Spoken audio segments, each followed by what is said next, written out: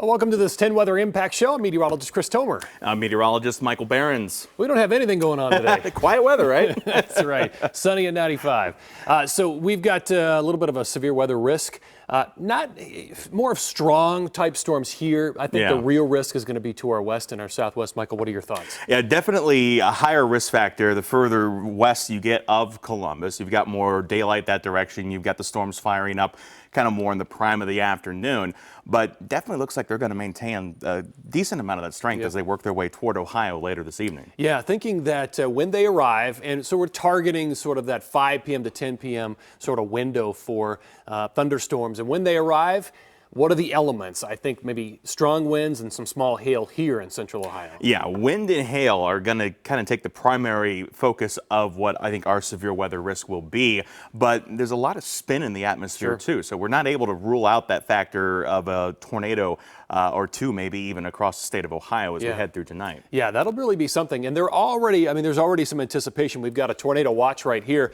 Now that's in the yellow shaded area. Now it's not in Ohio, but it's if you were to go to just south of Indianapolis, where you see that yellow box, that's where they're already watching for the possibility of a couple of tornadoes down there. And that's more of kind of where we're thinking the biggest risk area is going to be. So here's live radar across central Ohio. Obviously, it is very quiet. There might be a couple of rain showers out towards Zanesville. There is a storm. It's not here, but this is up around the Fort Wayne, Indiana area, and that is a severe thunderstorm right there. It's got some lightning, obviously some strong winds, and that's what's being warned right now. But as far as the entire state, kind of zooming out a little bit, we've got some cloud cover. I mean, you might have a break of sun, but now we're kind of watching to the west and to the southwest for the development of some storms that may then roll towards Columbus by about 5 o'clock tonight. So here's what I'm thinking as far as the biggest impacts go. We do have this weather impact alert, and it is for that 5 p.m. to 10 p.m. time frame if you were to really narrow it down for some strong thunderstorms that may roll across our area with some wind and also some small hail here. So here's the actual risk out of the Storm Prediction Center. So we're actually technically in green, which is a marginal risk here, but then you get into a level 2 type of risk in yellow, much more likely to see some severe weather on the west side of the state down towards Cincy and also Dayton. And then the orange is a level 3, and that's an enhanced. And that's probably where we're going to see the bulk or the biggest areas of severe weather. And this is just kind of to just show you how everything is going to come together. There's an area of low pressure that tracks towards Chicago, and that puts all of Ohio sort of on the warm side or the warm sector of this, just beneath this warm front that comes through. And so the thinking is that may help to kind of provide a little bit of lift in the atmosphere, and there's going to be some wind shear, wind going in different directions here with that warm front as well. So stepping through the forecast, here's our hour by hour or our forecast radar. So we'll start this up and then we'll head towards the evening rush hour. I'll stop it at 5 p.m. Now at 5, just like yesterday when we were talking about this, there were storms building to the south. Then watch what they do. They kind of come in here. There's 6:30, 7 o'clock. And I do think it's really sort of the onset here, this leading edge of severe weather that will likely contain, if we're going to see some strong winds or some hail, it's probably going to be the leading edge of this. And you can see another cluster comes through there around 8, 9 o'clock. And then all of that moves away. Behind it, the likelihood really starts to drop off of seeing any sort of strong or even severe type thunderstorms because the atmosphere will settle down a little bit. It's going to cool down a little bit. We'll take some of the energy out. So it's that leading edge, 5, 6, 7, 8, 9 o'clock tonight that I think we're really going to have to watch the closest. So that's tonight.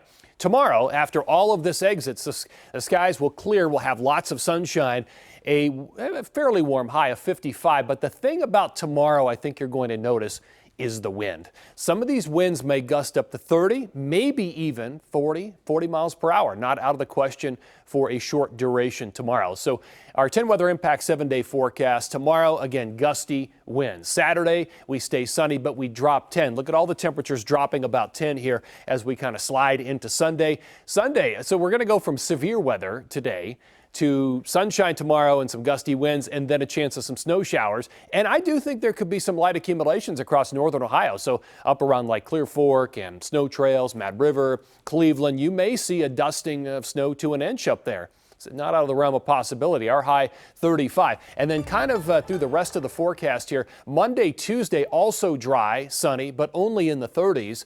and then maybe another chance of rain, Michael, by the middle of next week. But, you know, obviously, really what we're watching and what we're thinking for this evening is our weather impact alert and, of course, the possibility of seeing strong or even some severe type weather. Yeah, definitely going to have to be watching that carefully as we head through tonight, Chris. Like you said, we'll be keeping a close eye on those storms all throughout the evening tonight, and we'll be here on 10 TV Plus, even that's right. Extended coverage likely, depending on how those storms do or do not come together later this evening. Yeah, well, you know, we'll use our judgment, and if it looks like this is going to be a thing, then you can always watch us on streaming, even when we're not on your television. So we'll be here. Yeah, and another thing to remind you guys about at home too, you can always find a 24/7 radar stream in the 10 TV really Plus handy. app. It's streaming 24/7, no matter if there's severe weather, if there's just snow out there, you can watch it at home for free. That 10 TV Plus app on Roku, Fire TV, and on those Apple TVs as well. That's right. I was thinking, I know I have that little box in my house for Apple TV. All right, yeah. So that's the thing, and you're also going to be here with me, and you'll be having some really good information. We'll probably be doing, if it turns into something, we'll be kind of sharing some responsibilities. Yeah, we'll have team coverage here tonight, so we've got you covered all evening long if these storms do come together. And speaking of the showers and storms in the forecast, 10 TV traffic anchor Brianna Albizu explains what you need to know on the roads if you happen to be traveling during some of this heavy weather later tonight. Hey there. Well, tonight we are expecting storms to roll through the area, and if you need to drive through it, listen up. Beware of high wind conditions. We are expected to get some high gusts today. Slow down and turn off cruise control so you have better control of your vehicle. Use headlights and your hazards, especially if the storm gets worse. Brake slowly. Give yourself enough room so you don't accidentally hit any other cars. And remember, if you see water on the road, turn around. Don't drown. Lastly, the best way you can stay safe is to just stay where you are and wait out the storm. And hey, make sure you join us tomorrow morning after the storm on 10 TV News This Morning to make sure you know the latest with traffic conditions on 10 TV and on 10 TV Plus. Back to you. Good tips there from Brianna. Always good stuff. And that's one of the reasons that we were going with this weather impact alert is because it may clip the evening rush hour. Yeah, especially if you're working a little bit later into the evening, if you've got maybe some school events tonight, something that's going to keep you out or put you out on the roads more toward the dusk side of things. So we think the weather's going to be ramping up a little bit. Yes, absolutely. All right, Michael. So with thunderstorms in the forecast, having a generator, this is definitely a good thing in case of a power outage, can sometimes be something you might want to consider. Yeah, absolutely. But before you have a generator, you make sure you want to check a couple things with it, or before you use that generator, check the voltage, make sure it can handle what you need to power. Avoid, of course, overloading that generator. You don't want to do that. Keep it outside, dry, and away from windows and vents, as well to prevent any sort of carbon monoxide risk. And this is good advice, not just through severe weather, but through the winter season too. Yes, absolutely. All right, so speaking of storm safety, Michael, you're taking a closer look at a reminder about storm safety at home.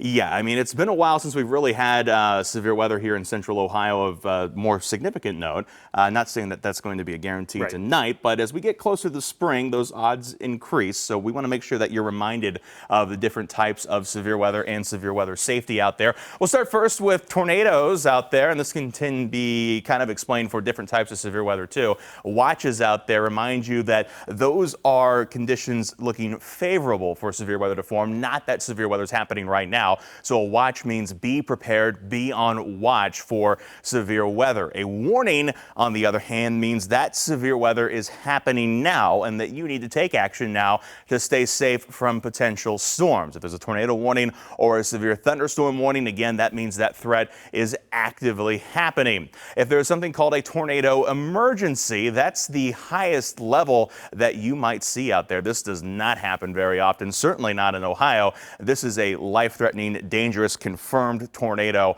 that you absolutely need to take with a dire seriousness to it. This is more of what you see out in the Great Plains. Not to say these don't happen in Ohio, but they are exceedingly rare. So say there is a tornado warning, where do you go in your house? Well, there's a couple good options in most residences. You want to put as many walls between you and the outside of that house as you can. Avoid those exterior walls, avoid windows, and get to the lowest floor of your property. Things like bathrooms, hallways, stairwells, these can all be good options if they are not facing an exterior wall. This type of bathroom here would be a little bit questionable because, again, it has that exterior wall access.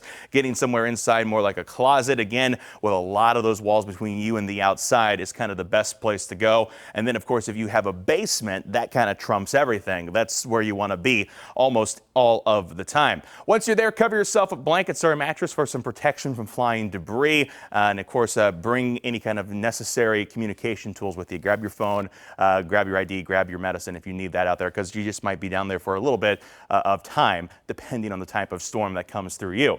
So what about an apartment? Let's talk about apartment safety. It's always a good time to make friends with your downstairs neighbor, we say, because you want to get to, again, the lowest part of the building there, the lowest floor, a lobby, a downstairs neighbor, a basement, or kind of like a garage, something that is low in the building and protected from those exterior walls. If you can't get low in the building, you want to move inward. The same advice is what you have in your house. Again, put as many walls between you and the outside as you can. And then also remember to that same advice of covering yourself from potential debris, blankets, pillows, things like that. Good advice out there if you happen to need to take shelter in an apartment building.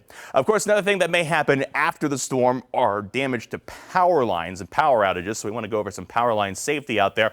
You want to stay at least 30 feet away from any kind of down power lines. Be sure you, of course, report those power lines to the utility companies out there so they can get those cordoned off and back into action. Never touch power line. You should always assume those are energized. You just never know if that line is actually dead or not. And of course, don't attempt to move power lines, even with something such as a stick or other type of debris, because again, you can cause serious injury out there.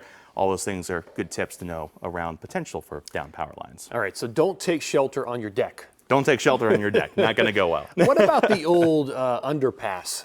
Oh, that is a bad thing. That one lives on. Yeah, the underpass is not the place you want to be in a tornado. One, people stopping under there backs up traffic. It puts more people in danger.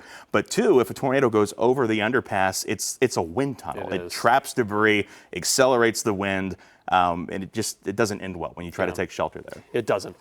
All right, so we got to talk about a really sad story now, and this has to do with the avalanche. You may have heard about it in California and the High Sierra.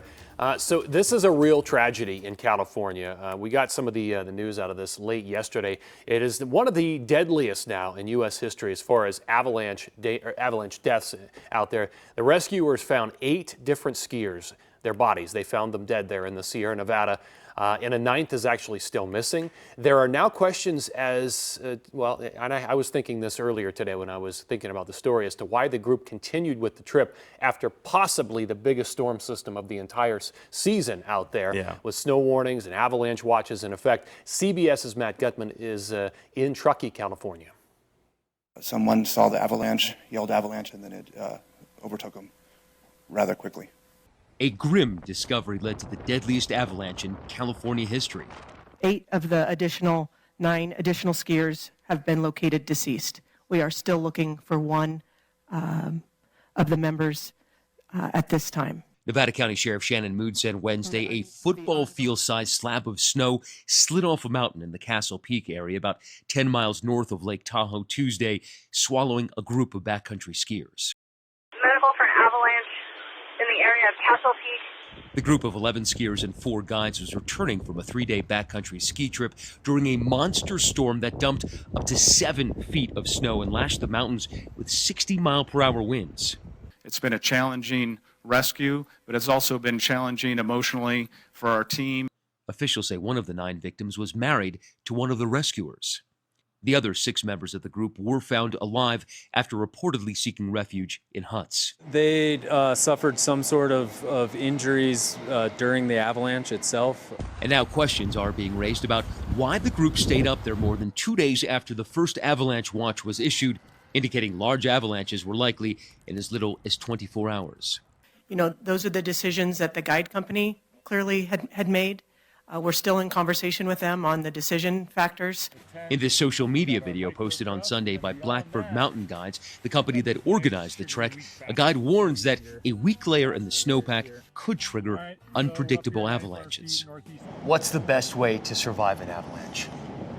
Not put yourself in a position where you could get caught in an avalanche. Heeding the warnings, paying attention to the forecasting, sharing your travel routes, traveling in pairs, avoiding avalanche-prone areas. And overnight, Blackbird Mountain Guides, that outfitter, said that 4 of those instructors on that mountain were actually avalanche instructors, and they had been in contact with the company about conditions and routes.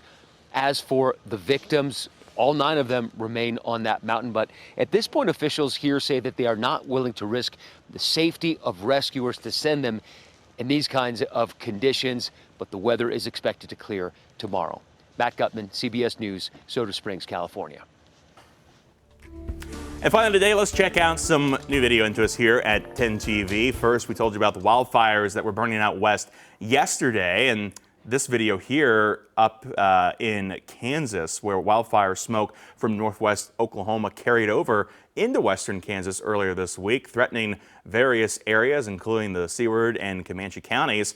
Video was taken by station KWCH, shows large plumes of smoke overtaking the sky in every direction, with authorities rushing to respond to those fires. Yeah, so we talked about these fires a little bit earlier in the show, but scenes like this are pretty wild to see, especially so early in the year. Yeah, I mean, wildfire season out there just kind of getting started, and it's already off to a crazy start. It is. There's been so much wind, and obviously a dry winter until this most recent storm cycle, but it was dry for a while. Yeah, dry weather and wind, not a good combination to put together.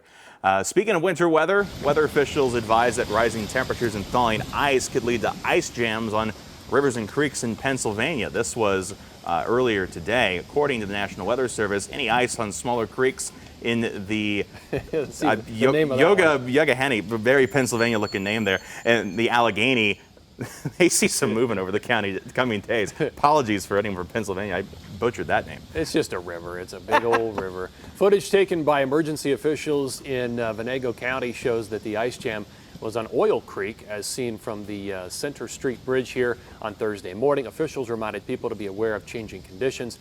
Them writing on X saying ice jam flooding can come with little warning, to make sure you stay vigilant of conditions around the rivers and the creeks. And never drive through flooded roadways. See, you get Oil Creek, I get Yogahenny or whatever that river was out there. But look at that ice out there. I know. Yeah. Just all jammed up. You don't like to see it this time of the year, because again, that flooding is the big problem that eventually leads to. Absolutely. All right, well, you know what? Just as a reminder, we're going to be here through the afternoon, evening hours as these storms develop and then roll across the area through the evening rush hour, Michael. So yeah, we'll be here. Absolutely. We'll be here. You'll be here. We'll be here all night tracking storms. Of course, again, you can get coverage throughout the night on 10 TV and 10 TV Plus. We'll be on TV if conditions warrant, and we'll probably be on 10 TV Plus for a good chunk of the evening. Yeah, absolutely. Until then, you can catch more news and weather online at 10tv.com. Have a great afternoon.